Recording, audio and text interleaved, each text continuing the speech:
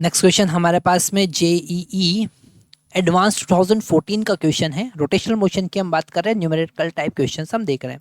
Question में given है horizontal circular plate of radius 0.5 metre and mass 0.45 kg free to rotate about its axis two massless spring toy gun. Massless, उनका कोई mass नहीं है ना। Each carrying a steel ball of mass 0.05 kg attached to the platform at distance 0.25 0.25।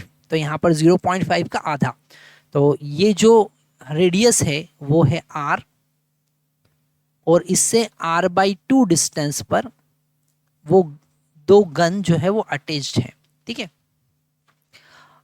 either side along the diameter seen figure, each gun simultaneously fire balls horizontally and perpendicular to the diameter, जैसा हमको diagram में दिख रहा है, in opposite direction after the leaving platform the ball have speed 9 meter per second with respect to the ground, the rotational speed of platform in radian per second, है ना। इस type के क्वेश्चन में हमेशा हमको कंजर्वेशन ऑफ एंगुलर मोमेंटम लगाना पड़ेगा। ठीक है, हम यहाँ पर यूज करेंगे conservation of angular momentum, angular momentum.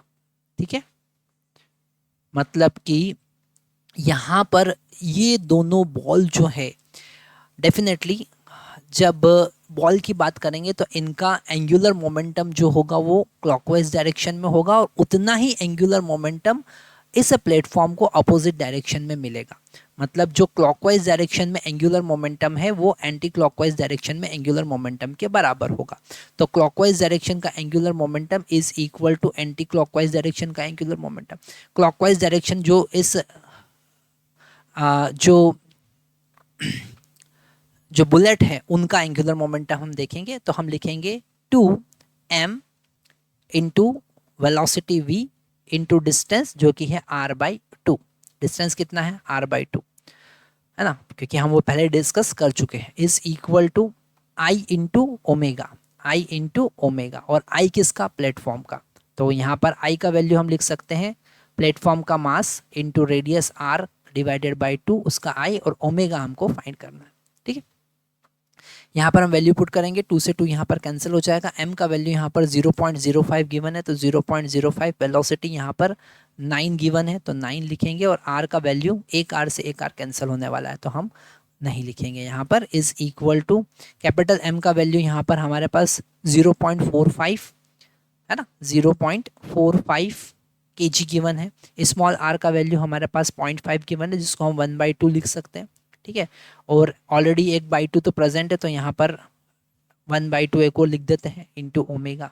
ठीक है, आगे इसे सॉल्व करते हैं तो इसे हम लिख सकते हैं 5 divided by 100 into 9 is equal to, इसको 45 डिवाइडेड बाय 100 हम लिख सकते हैं, है ना, इंटू 1/4 इंटू ओमेगा। अब क्या चीज़ कैंसिल हो रही है, 100 से 100 कैंसिल हो रहा है।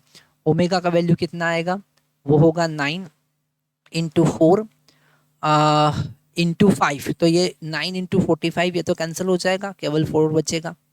ठीक है, और 4 रेडियन पर सेकेंड हमारा आंसर होगा। ठीक है, और कुछ तो बच नहीं रहा है यहाँ पर, तो हमारा आंसर होगा 4 रेडियन पर सेकेंड।